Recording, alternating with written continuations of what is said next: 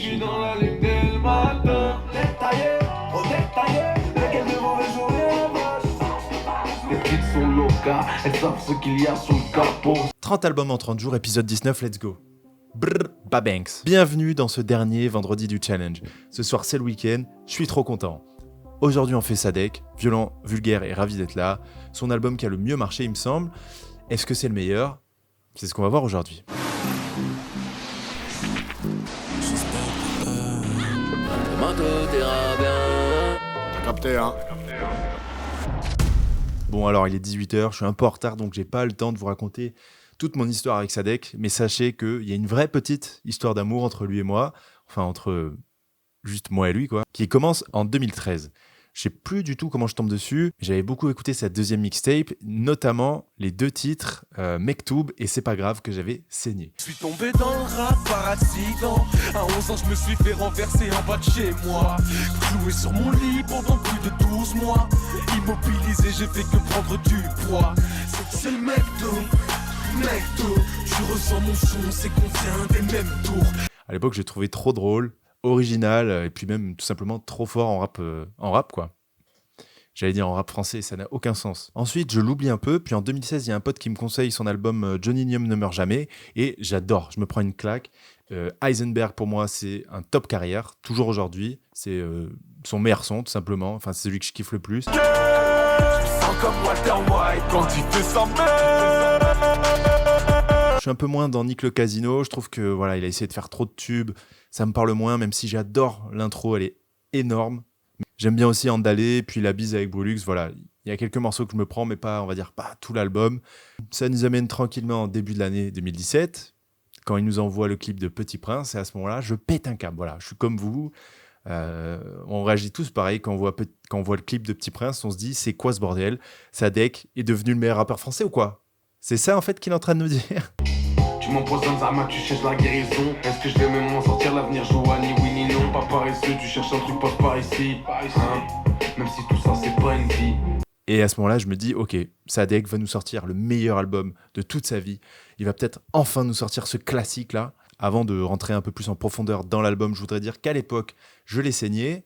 Mais bizarrement, ce matin, quand je l'écoute, il y a plein de morceaux dont je me rappelais pas. Et ça, c'est déjà un petit avertissement en mode, est-ce que c'était si bien que ça si j'ai plus aucun souvenir de, je sais pas, 4-5 morceaux ? C'est bizarre. La plupart du temps, quand je commence un album là, de cette série, je savais à peu près où le placer. Genre, je savais si je l'aimais, je savais si je l'aimais pas, je l'écoutais, soit c'était un plaisir, soit pas trop. Mais là, par exemple, clairement, au début de la vidéo, je me ferme pas la porte à le mettre super haut ou super bas. En fait, vraiment, c'est un album où je sais pas. Et je voudrais dire, Wendy du futur qui lit ça devant la caméra, que je suis en train de stresser parce que je sais pas du tout quoi penser de cet album.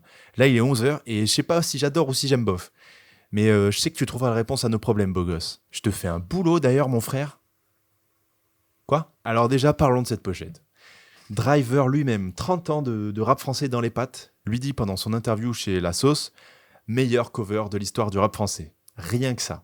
Alors que lui-même, il a des super covers. Et en plus d'être belle et d'attirer l'œil, elle introduit super bien le projet. C'est-à-dire que Sadek nous dit « Ok, je suis violent, ok, je suis vulgaire, ok, on fait du rap, les gars, c'est sérieux, mais venez, on s'empêche pas de rigoler, on s'empêche pas de divertir les gens. En fait, nous, ce qu'on doit faire en tant que rappeur, c'est de divertir les gens, leur faire la fête, de les sortir des problèmes, de les toucher. Voilà, c'est ça notre but. Mais venez, on peut le faire en se divertissant nous-mêmes aussi. Tu sens qu'il prend du recul, qu'il a beaucoup moins de pression qu'à ses premières mixtapes, que voilà, le streaming est là, tout le monde se régale, ça fait des feats de partout.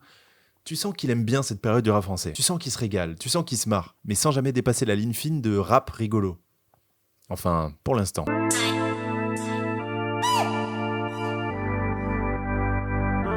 Comme dans l'album précédent, il nous lâche une intro digne de ce nom, Bender, morceau génial, et ça part tout de suite dans les intros de l'année. Daily, pas le même son, c'est pas les mêmes sommes, c'est pas les mêmes payes.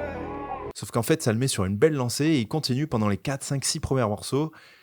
C'est le haut niveau. Du coup, quand j'en suis là ce matin, quand j'en suis à la 5 ou 6e chanson, je me dis « Wow, il va finir tellement haut cet album !»